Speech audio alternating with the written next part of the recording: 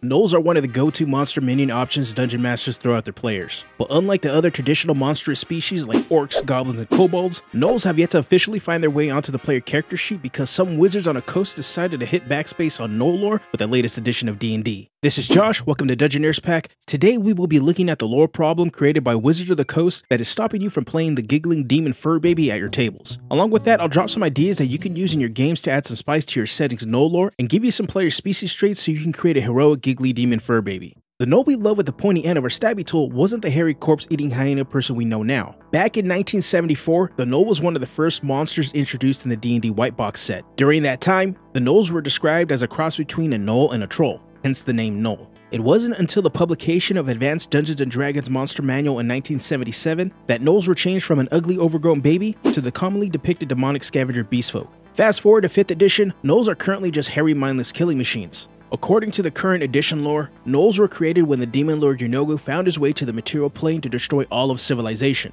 A pack of regular old hyenas followed Papa Gnoll on his world tour of calamity, eating all of his leftovers. Those demon-tainted scraps caused the hyenas to transform into the first Gnolls. After Yeenoghu was yeeted back to the abyss, the first Gnolls scattered across the material plane. With no place to call their own, Gnolls form nomadic tribes because for whatever reason, if you're some sort of monster folk, you form a tribe or a clan. Gnolls are not able to create anything beyond crude weapons, which has them move from place to place, destroying and pillaging settlements along the way. Due to their demonic bloodlust, if Gnolls don't have a common enemy to fight, they start fighting each other. The problem is, 5th edition's current lore makes Gnolls violent, mindless XP fodder. It stripped away any sort of complexity and conflict that was present in previous editions. This takes us back to 3rd edition and the setting of Eberron. In 2004, the pulp adventure and film noir inspired setting was introduced to 3rd edition, bringing a modern approach to how people, cultures, and nations were presented, adding depth, nuance, and complexity that is often missed in most traditional fantasy settings. While dungeon masters were still able to use the traditional giggling demon spawn, Gnolls in Eberron were no longer held hostage by the pure evil alignment that was not present in the setting. In Eberron, Gnolls were servants of the demon lord Rak'Telkesh, but at some point broke free of his influence. Gnoll clans quickly began to form, and they swore an oath of loyalty to each other, which became known as the Zanir Pact.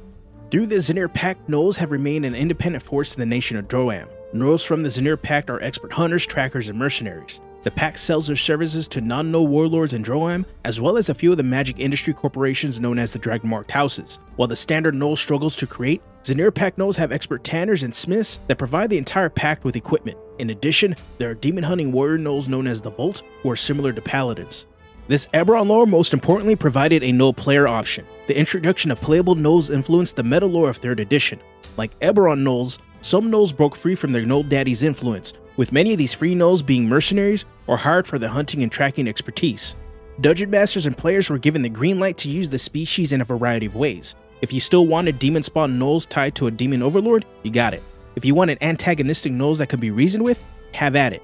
If you wanted heroic Gnolls trying to survive and find their place in a harsh world, it was there for you. Yet between 3rd edition and 5th edition, all of this was lost. To make Gnolls playable in 5th edition, we can draw on the lost lore and not erase what is currently there. We want to be additive to allow for complexity and depth. Without further ado, presenting Dungeoneers Pack take on revised Gnoll lore. Eons ago, the demon lord Yeenoghu invaded the material plane to bring about the collapse of civilization. The Lord of Ruin left a trail of destruction in his wake.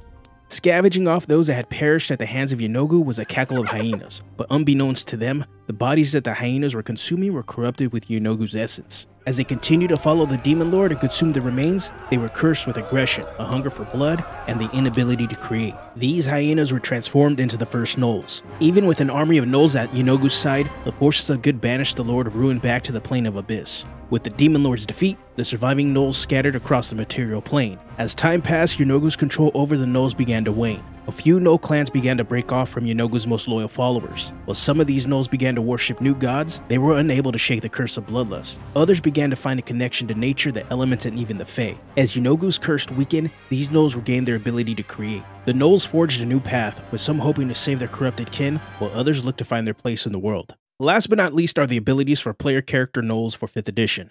Due to Yeenoghu's curse and how Gnolls were created, Gnolls will be the fiend creature type. This will provide an advantage against some spells similar to official species options with the Fae creature type. Spells that target humanoids will not work on you, but spells or abilities that work against fiends will put you at a disadvantage. Along with the fiend creature type, Gnolls are the standard medium size, have a 30-foot walking speed, and dark vision.